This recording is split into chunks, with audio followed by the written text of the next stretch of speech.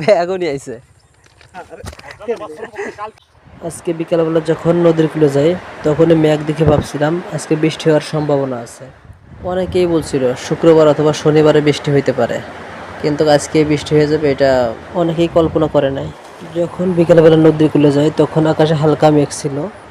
সকাল বিকাল দুপুর সবসময় এই ঘাটে মানুষ গোসল করে। এই বাওরটার নাম হরিহরনগর বাওর। গুগল ম্যাপে হরিহরনগর লিখে সার্চ দিলে পাবেন, অথবা নদীয়াচ্ছাদ বাওর লিখে সার্চ দিলে পাবেন। বৃষ্টি হচ্ছে না বিদায় চাষিরা পাটের বীজ রোপণ করতে পারতেছে না। আজকে বৃষ্টি হয়েছে, অনেকেই পাটের বীজ রোপণ করে দিছে। বিকালের আকাশটা ছিল একটু মেঘলা মেঘলা, ওয়েদারটা ছিল অনেক সুন্দর।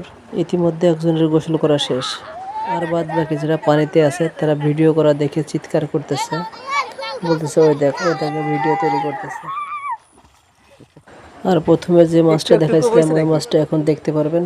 ওই যে মাছটা নদী থেকে নিয়ে আসতেছে, মাছটা কোচ দিয়ে মারছে, ওই যে মাছটা উঠাচ্ছে। আর এই যে আর একজন কোচ নিয়ে দাঁড়িয়ে রয়েছে। এই সাইডে অনেক মাছ দেখা যাচ্ছে, আজকে মেঘলা আকাশ তো এই কারণে অনেক মাছ দেখা যাচ্ছে। আমরা বলতেছি ওইখানে মাছ আসছে, ওইখানে যাও, ওইখানে গেলে মাছ হয়তো মারতে পারবা। তো উনি ওইখানে যাচ্ছে, আর এদিকে আমি মাছটা দেখার জন্য কাকার কাছে যাচ্ছি। আমি এই ধানের আল দিয়ে যাচ্ছি আস্তে আস্তে, এখানে কেদা আছে তো আস্তে আস্তে যাচ্ছি। যাই আমি আপনাদেরকে মাছটা দেখাবো।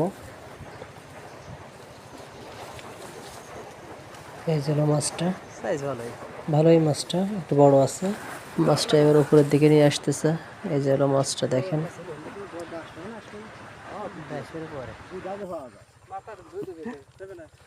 ব্যাগও নিয়ে আইছে।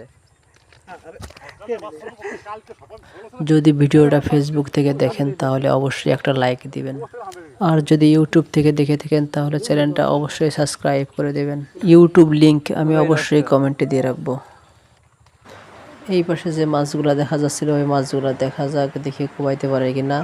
মাছগুলার কাছে যাচ্ছে, মাছগুলা তো বেশি কাছে যাওয়া যাবে না, ওই পানির কিনারে যায় ওইখানে দাঁড়ায় মাছগুলা দেখতে হবে। যদি দেখা যায় ওই অবস্থায় কোপ মারতে হবে কোচ দিয়ে। তো ওই যে কিনারে যাচ্ছে, কিনারে যে ওইখানে দাঁড়ায় রয়েছে, দেখা যাক দেখি ওইখান থেকে মাছ মারতে পারে কিনার একটা। কোচ হাতে নিয়ে মাছের দিকে তাক করে দাঁড়িয়ে আছে, সুযোগ পাওয়ার সাথে সাথে এই মাছটাকে কোপ দিবে। দেখা যায় দেখি সুযোগ পায় কিনা। আমরা অধিক আগ্রহে দাঁড়ায় রয়েছি মাছটা দেখার জন্য যে মাছটা কোবাইতে পারে কিনা। আমরা উপর থেকে দেখতে পারতেছি, কিন্তু উনি কাছে কাছে তো উনি কাছে যার কারণে তত বেশি দেখতে পারতেছে না। ভিডিওতে ভয়েস দেওয়ার সময় আমি সাধারণভাবে কথা বলি, আপনারা কিন্তু কথা শুনে ভয়েস শুনে কথার শুনে কিছু মনে করবেন না। আমি আসলে সাধারণভাবে কথা বলার চেষ্টা করি, অত বেশি স্টাইল দিয়ে কথা বলি না। যেভাবে সাধারণভাবে মানুষ কথা বলে ওইভাবে কথা বলি। গ্রামের ভাষায় কথা বলার চেষ্টা করি। সাধারণ মানুষ যেভাবে কথা বলে ওইভাবে কথা বলার চেষ্টা করি। অনেকক্ষণ যাবৎ মাছটার দিকে তাক করে দাঁড়িয়ে আছে, কিন্তু একটু সুযোগ দিচ্ছে না মাছটায়। মাছটা অনেক বেশি শিয়ানা ছিল, এই কারণে একটু সুযোগ দিচ্ছে না। এরই মধ্যে আকাশে মেঘ হওয়া শুরু করছে, বাতাসও হালকা হালকা বাতাসও ছাড়তেছে। আমরা মাছ মারা দেখতে দেখতে অনুভব করলাম যে শরীরে 2-1 ফোঁটা বৃষ্টির পানি পড়তেছে। তো আকাশের দিকে তাকালাম, আকাশের দিকে তাকাই দেখি ভালোই মেঘ হয়েছে, সাথে হালকা হালকা বাতাস আছে। পরিবেশটা অনেক সুন্দর ছিল। অনেক দিন ধরে কৃষকরা একটা বৃষ্টির আশায় ছিল, সব শেষে লজ্জার আগা মাথা খেয়ে আকাশে মেঘ জমলো এবং বৃষ্টি হলো। এই একটা বৃষ্টিতে যে কৃষকের কতখানি উপকার হয়েছে তা আমার মতো সাধারণ লোকজন হয়তো বুঝবে না, কৃষকরাই বুঝবে এটা কতখানি তাদের উপকার হয়েছে। তো এখনো সে কোচ তাক করে দাঁড়ায় আছে, এখনো মাছটার কোনো দেখা পায় নাই।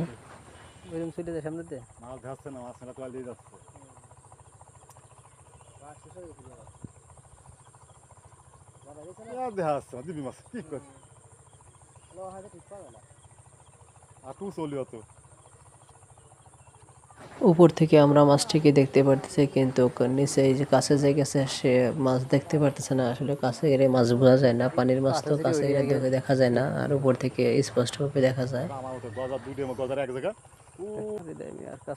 অনেক সময় অপেক্ষা করে মাছটার কোনো দেখা না পেয়ে লাস্ট পর্যায়ে পানি থেকে উঠে আসতে বাধ্য হলো। আর এদিকে আরেকজন এই পাশ দিয়ে নামতেছে, দেখি মাছের দেখা পাই কিনা। আমরা সবাই এখানে দেখতেছি যে আর একটা মাছ পাই কিনা।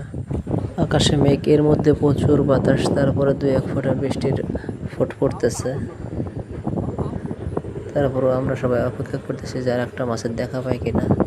বাতাসের শব্দগুলো স্পষ্টভাবে বোঝা যাচ্ছে। অনেক সময় অপেক্ষা করে লাস্ট পর্যায়ে আমরা বুঝতে পারলাম এখন বৃষ্টি আসার সম্ভাবনা আছে। সবাই তো ইতিমধ্যে যার যার বাড়ির দিকে দৌড় দিছে যাতে বৃষ্টিতে ভিজে না যায়। তো এইখানে আমি এসে একটু দাঁড়ালাম। এইখানে এসে দাঁড়ায় দেখলাম যে মাঠে যত লোক ছিল সবাই যার যার বাড়িতে দৌড় দিচ্ছে।